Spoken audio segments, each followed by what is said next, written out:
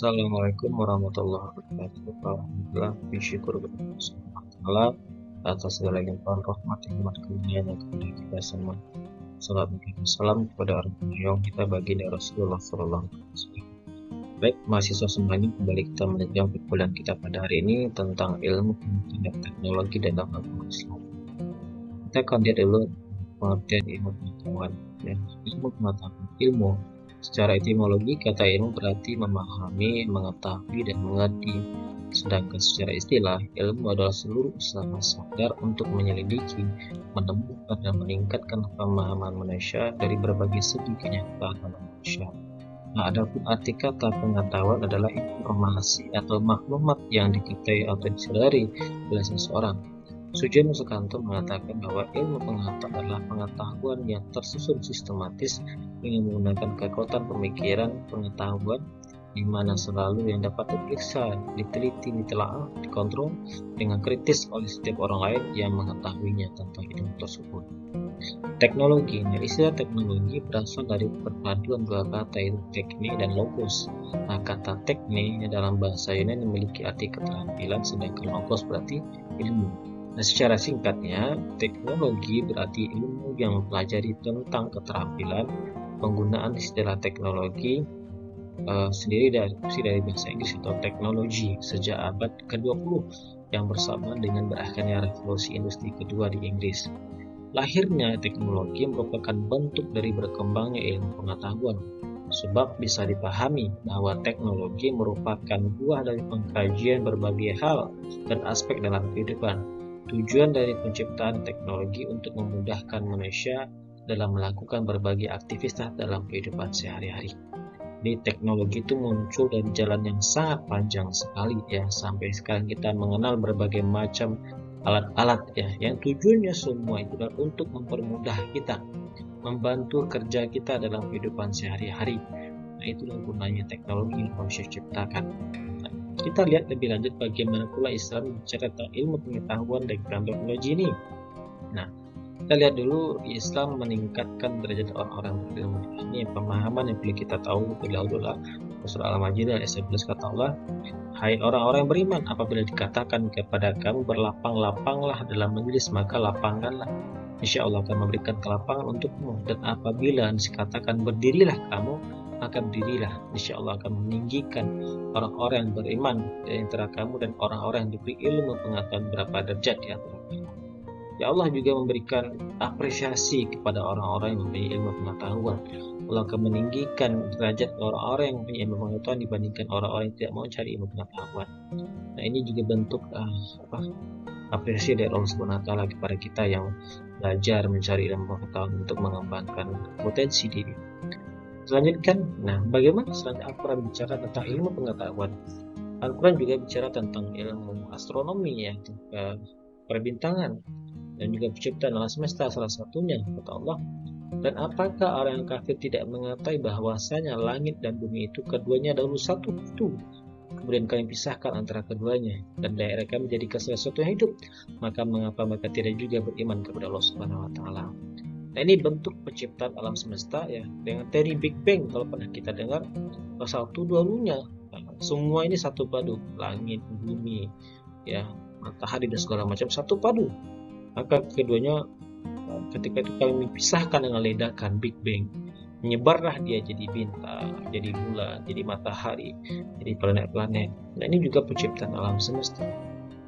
Ini juga menjadi tanda-tanda pengkajian dari para ilmuwan untuk mencari informasi tentang ini, tentang teori Big Bang ya. Itu juga bersumber dari agama kita. Garis edar benda-benda langit ya, dan dialah yang telah menciptakan malam dan siang, matahari dan bulan. Masing-masing hari keduanya itu beredar dari garis edarnya. Nah, dari informasi ini yang Allah mengajarkan kepada kita tentang ilmu pengetahuan penciptaan benda-benda langit ini, Allah telah tetapkan garis orbitnya. Nah, lihat bagaimana bulan berputar ya, matahari, bumi dan semuanya berputar dari garis edarnya, tidak bertabrakan, nggak pernah bertabrakan. Nah, begitulah penjelasan di dalam Al-Quran. Dan inilah juga menjadi sumber pengetahuan bagi orang-orang yang meneliti tentang ilmu pengetahuan. Kita lanjutkan.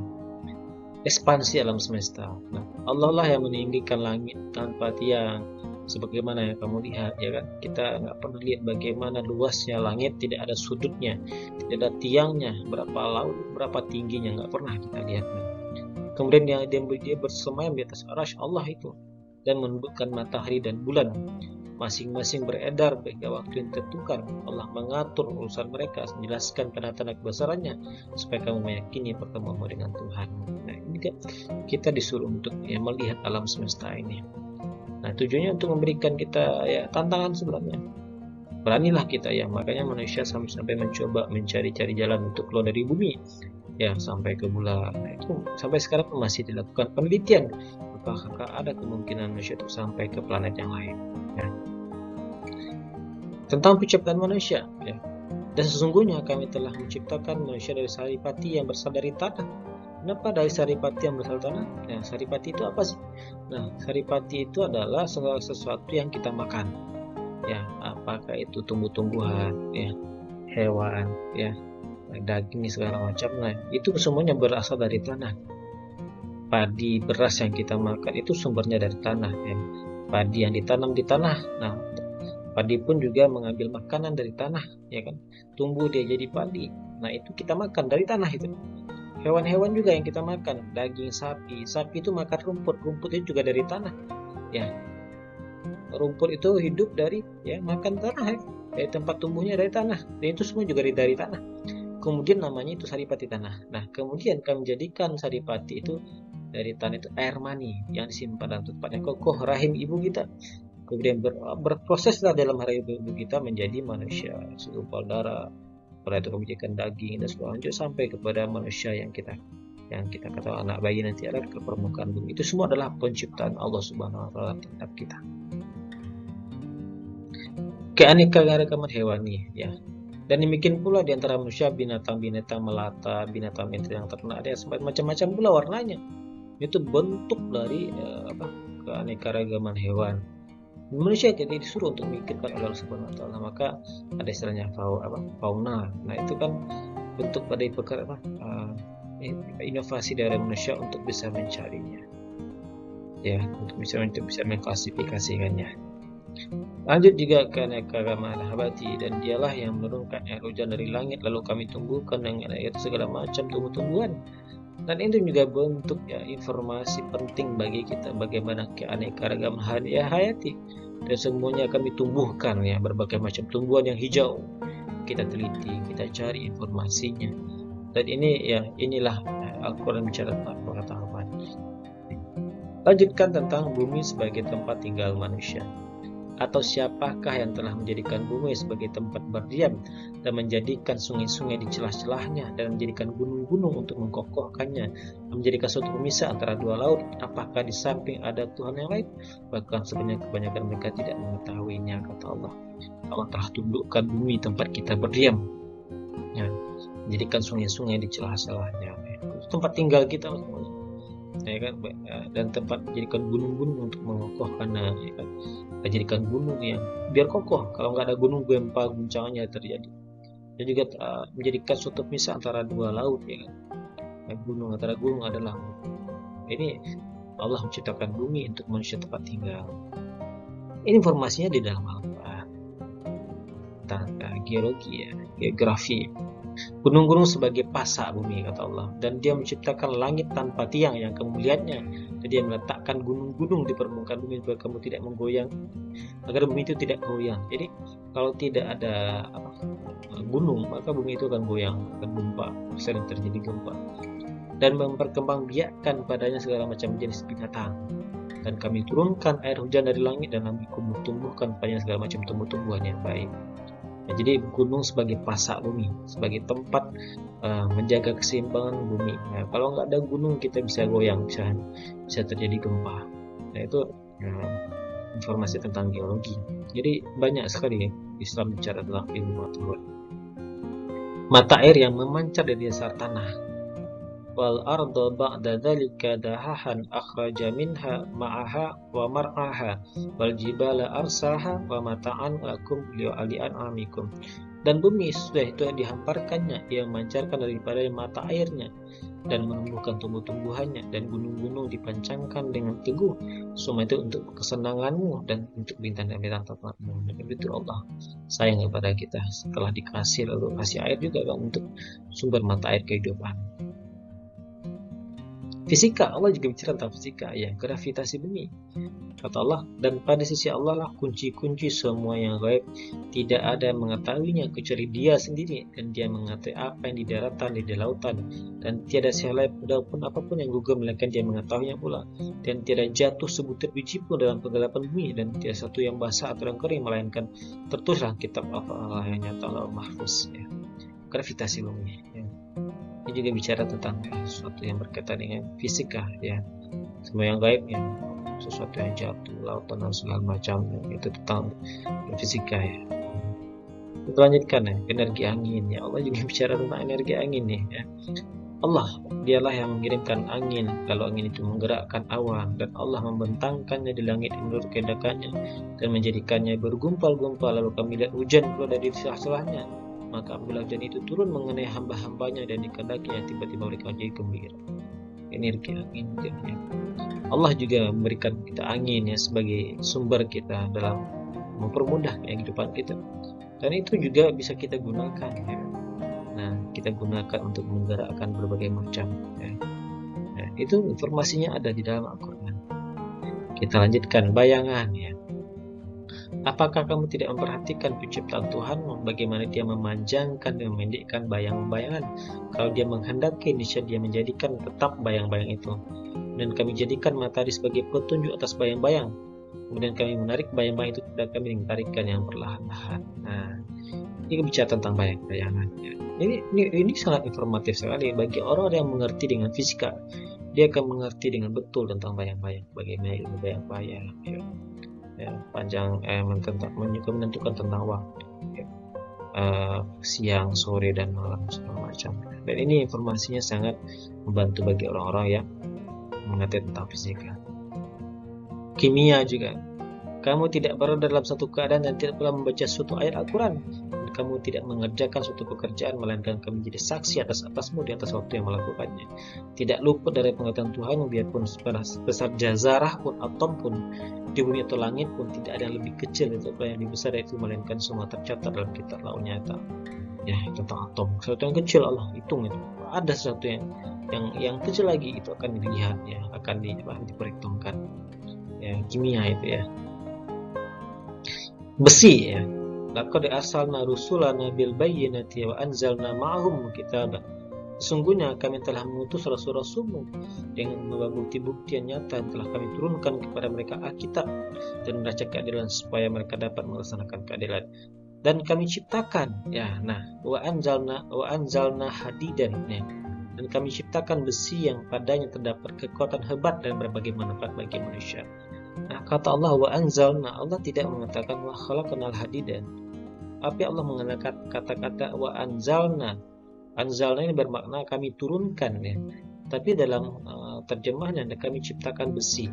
Nah, sehingga para ilmuwan mengkaji tentang wa anzalna hadidan, dan kami ciptakan, ya. Ya, kalau secara letternya artinya adalah dan kami turunkan besi. Nah, tapi kami ciptakan besi, ya, tujuannya. Nah, sebenarnya kalau kita lebih telah lagi, ternyata besi ini bukan sumbernya dari bumi, tapi dari langit. Ingat ketika dari Big Bang tadi saya ceritakan, ya, segala bagai macam unsur yang ada di atas langit sana, lalu, ya, terjadi ledakan, meteor yang jatuh ke bumi. Nah, itu asalnya dari langit itu. Jadi besi itu sumbernya dari langit, bukan dari tanah, bukan dari bumi. Makanya kata Allah, wa anzalna hadidan, kami turunkan besi, ya, yang di dalamnya terdapat kekuatan yang hebat dan berbagai macam manfaat. Lihatlah bagaimana unsur besi yang ada itu bisa kita manfaatkan, ya. Dari unsur besi berbagai macam alat-alat, ya, yang membantu kerja manusia yang ada mungkin di rumah kita. Banyak itu alat-alat besi yang ada di rumah kita, perabot-perabotan, ya kan, bahkan mesin-mesin itu semuanya dari besi. Nah, itu, ya, ini maknanya. Ini besi itu sumbernya dari langit, ya. Makanya Allah katakan wa anzalna, bukan wa khalaqna. Nah, ini maknanya. Maka ini bersumber dari bagaimana besi diturunkan dengan meteor ya, dari ledakan-ledakan pada zaman dahulu kala sebelum bumi terjadi. Nah, ini rahasianya.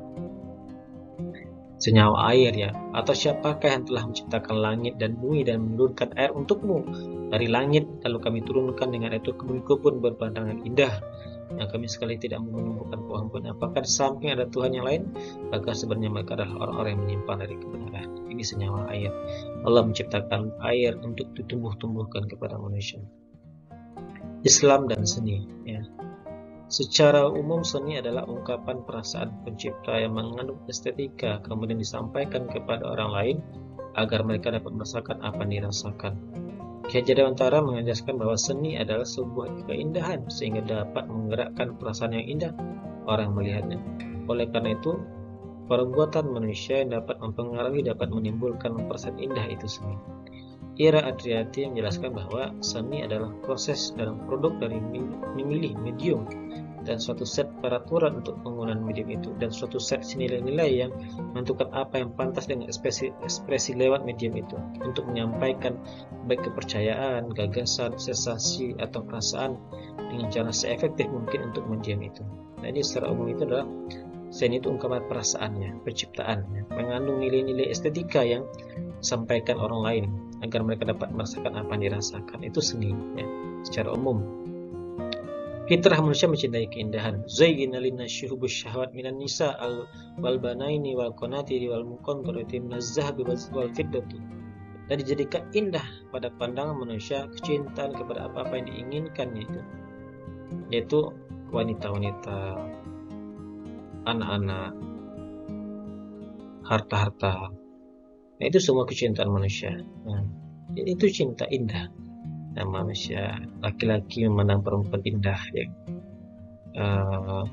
Jika orang tua bilang anaknya indah, manusia memandang harta indah, emas, perak, kuda, binatang-binatang, hewan ternak ya kan, mobil-mobil bagus, itu semua keindahan.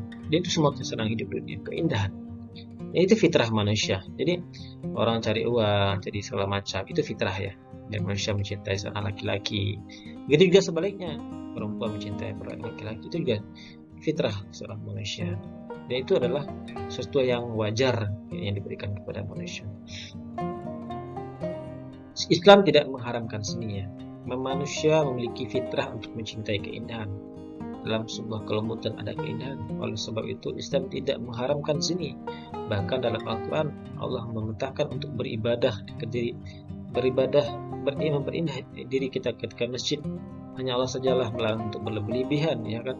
Ya banina Adam khuzu zinatakum inda kulli masjidin wa kulu washrabu wa la tusrifu. Hai anak Adam, pakailah pakaian indah setiap masuk ke masjid, makan dan minumlah, dan janganlah berlebihan, sesungguhnya Allah tidak menyukai orang-orang yang berlebihan.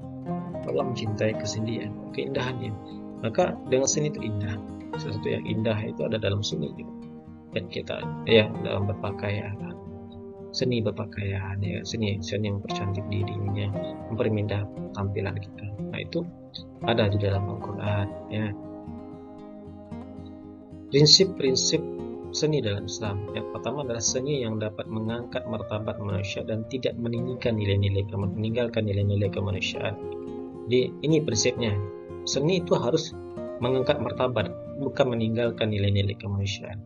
Yang kedua, seni yang dapat mementingkan persoalan akhlak dan kebenaran yang menyentuh aspek estetika, kemanusiaan dan moral. Jadi kalau seni itu meninggalkan moral, seni itu menghilangkan estetika, ya, merusak moral, ya, akhlak kita, maka itu bukan seni, maka itu wajib ditinggalkan. Seni yang diakui oleh agama kita. Ya, musik yang merubah kita menjadi ingkar kepada Allah atau sesuatu yang menjauhkan kita dari Allah Subhanahu wa taala, maka itu ditinggalkan saja. Yang ketiga, seni yang dapat menghubungkan keindahan sebagai nilai yang tergantung kepada seluruh kesahihan Islam itu sendiri, di mana menurut Islam itu sendiri mempunyai nilai tertinggi adalah seni yang dapat mendorong ke arah ketakwaan. Itu saya bilang tadi, kemakrufan, moralitas. Seni yang dapat mendekatkan diri kita kepada Allah ya, dengan kita menyanyi atau seni baca Quran, itu kita akan mendekatkan diri kepada Allah Subhanahu wa taala. Yang keempat, seni yang dapat menghubungkan manusia dengan Tuhan, manusia dengan manusia, dan manusia dengan alam sekitarnya ya. Ketika ada seni yang bisa menjalin hubungan yang baik antara manusia, ya, maka itu adalah sebuah kebaikan. Itu sebuah prinsip dalam seni agama Islam. Islam dan budaya, ya. Pengertian budaya. Secara bahasa, kata budaya berasal dari bahasa Sanskerta, yaitu budaya, yang merupakan jamak dari kata budi, yang berarti budi atau akal. Dapat dipahami bahwa budaya merupakan semua hal yang berkaitan dengan akal dan budi manusia.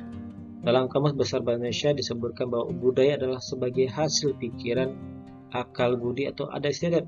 Dalam bahasa Latin, kata budaya disebut dengan scholar, yang berarti mengolah atau mengerjakan. Sedangkan dalam bahasa Inggris disebut budaya sebagai kultur, ya. Kita lanjut. Prinsip-prinsip budaya Islam. Rabbaniyah, ya. Katakanlah, wahai Tuhan yang punya raja, Engkau berikan kerajaan kepada orang yang Engkau kehendaki, Engkau cabut kerajaan kepada orang yang tidak Engkau kehendaki, ya. Nah, ini juga tentang kebudayaan, ya. Maka kerjakanlah kebajikan. Yang kebajikan itu sebenarnya kepada Tuhan Subhanahu wa Ta'ala, ya, yang memuji Engkau, ya, yang memperagungkan Tuhan. Itu prinsip dari agama Islam. Akhlakiyah, ya. Akhlak, ya. Innama bu'istu liutammima makarimal akhlak. Ini prinsip budaya Islam yang kedua adalah akhlak, ya. Sesungguhnya aku dituntut menyempurnakan budi, pekerti, akhlak yang mulia. Ini prinsip Islam, prinsip budaya dalam agama kita. Yang ketiga, insan, kemanusiaan. Dan sesungguhnya telah kami muliakan anak Adam, kami angkut mereka dari daratan, di lautan, kami berikan rezeki yang baik, dan kami lebihkan mereka dari kelebihan sempurna dari banyak makhluk yang telah kami ciptakan. Ini ketuhanan, ya, insan, ya, kemanusiaan. Itu budaya Islam harus menjunjung ini, ya, memuliakan anak Adam, jauh dari keterburukan dan hinaan. Alamiah, ya, dan tidak akan memutus kaum melainkan bentuk menjadi rahmat bagi semesta alam. Jadi budaya itu harus menjadi rahmat, bukan menjadi laknat, ya. Budaya itu harus bisa menyongsong persatuan, ya. Budaya itu harus bisa menyongsong berbagai macam hal-hal yang bisa mendatangkan kebaikan. Musamahah. Jikalah Tuhan menghendaki, tentu Dia menjadikan manusia umat yang satu, tetapi mereka berselisih berpendapat kecuali orang beri rahmat oleh Tuhan. Budaya itu menyatukan, seperti saya bilang tadi, bukan memperpecah. Itu bisa menjadi sumber dari persatuan dan kesatuan manusia, ya. Tanawu, keragaman. Hai manusia, sesungguhnya akan menciptakan kamu dari orang laki-laki dan seorang perempuan, berbangsa-bangsa, bersuku-suku. Budaya itu banyak, ya. Maka dari Indonesia saja ada Sabang Merauke banyak berbagai macam suku dan budaya, dan itu semuanya beragam-ragam. Dan kita semua hargai itu, dan itu betul-betul kesatuan yang harus kita hargai. Dan itulah keindahan dan kemegahannya dunia kita. Wasatiyah. Boleh jadi kamu membenci sesuatu padahal ia amat baik bagimu, dan boleh jadi pula kamu menyukai sesuatu padahal ia amat buruk bagimu, Allah mengetahui sedangkan kamu tidak mengetahui. Ya. Ini prinsip dari budaya Islam adalah wasatiyah, ya. Takamul, ya. Pada hari ini aku telah sempurnakan bagimu agama kalian. Aku telah cukupkan nikmatku atas kalian, dan aku telah ridho Islam sebagai agama bagi kalian. Penyempurnaan. Budaya Islam juga menjadi penyempurna kita. Etos kerja dalam agama Islam. Bagi seorang muslim, ya, kerja ikhlas, ya. Bekerja sama dengan beribadah, oleh sebab itu sama dengan ibadah. Oleh sebab itu sebelum ia bekerja, terlebih dahulu memasang niat ikhlas, agar segala aktivitas yang dilakukan dalam pekerjaan mendapat keberkahan dari Allah SWT. Niat ikhlas dalam bekerja membuat seorang tangguh dan kuat dalam menghadapi tantangan dalam bekerja. Berbeda dengan orang-orang yang tidak ikhlas, mereka lebih mudah untuk patah semangat atau patah arang dalam menghadapi tantangan dalam dunia kerja. Kerja keras sebagai bekerja dengan sungguh-sungguh dan sekuat tenaga dan daya upaya, dengan penuh semangat dan pantang menyerah guna mencapai hasil terbaik. Fokus pada pekerjaan hingga tak ada waktu dan energi lagi untuk melakukan kegiatan lain. Biasanya kerja keras ini mengandalkan aktivitas otot atau fisik, akan tetapi kerja keras tidak pula bermakna bekerja mati-matian, kurang istirahat, tidak ada waktu. Nah, ini bukan kerja keras namanya, tapi kerja rodi, ya. Sedangkan kerja keras itu adalah bekerja dengan sekuat kemampuannya, sesuai dengan kemampuannya. Juga ya, memandang waktu, tidak workaholic, ya, kerja keras tapi nggak memandang waktu, mengabaikan segala sesuatunya. Kerja cerdas adalah kerja yang tidak hanya mengandalkan otot, namun juga menggunakan otak. bisa berpikir kreatif dan inovatif untuk mendapatkan hasil maksimal dengan waktu yang terbaik, sehingga masih memiliki waktu dan energi untuk melakukan kegiatan pekerjaan yang lainnya. Bekerja cerdas juga menjadi pandai melihat peluang, mempertukar risiko, dan mampu mencari solusi dalam memecahkan penyelesaiannya. Bekerja cerdas dapat menentukan prioritas kerja dan menghasilkan waktu sehingga sesuai yang pekerjaan dapat dilaksanakan sesuai dengan perencanaan. Itu kerja cerdas namanya. Ya. Kerja tuntas. Nah, kerja tuntas adalah kemampuan bekerja sampai selesai atau sampai pada hasil yang diinginkan dari pekerjaan tersebut. Maka agar seorang mampu bekerja sampai tuntas, maka ia harus bisa mengorganisasi ataupun memanajemen pekerjaannya dengan baik. Sebab banyak orang yang memulai sebuah pekerjaan dengan sepenuh semangat di awal kerjanya, namun kemudian mereka kehilangan semangat ketika di tengah perjalanan. Hal ini diakibatkan oleh ketidakmampuan mereka dalam mengatur kerja tersebut dengan baik. Sebagai akibatnya adalah mereka tidak mendapatkan hasil yang diinginkan atau yang diharapkan. Usaha yang telah dilakukan menjadi sia-sia. Nah, ini adalah prinsip kerja dalam agama kita, agama Islam ya. Kerja ya, harus kita terapkan ini ya. Kerja cerdas, kerja kuat, kerja keras ya. Nah, ini harus kita amalkan dalam kehidupan kita sehari-hari. Nah, mungkin itu yang dapat saya tambahkan dalam perkuliahan kita pada hari ini tentang ilmu pengetahuan dan teknologi, seni budaya, dan etos kerja. Nah, Islam harus mengamalkan semuanya ini ya. Bagaimana Islam dalam melihat berbagai macam sumber-sumber dalam ilmu pengetahuan yang ada dalam Al-Quran, budaya, dan juga etos kerja dalam agama kita. Itu saja, mudah-mudahan bermanfaat. Billahi taufiq wal hidayah. Assalamualaikum warahmatullahi wabarakatuh.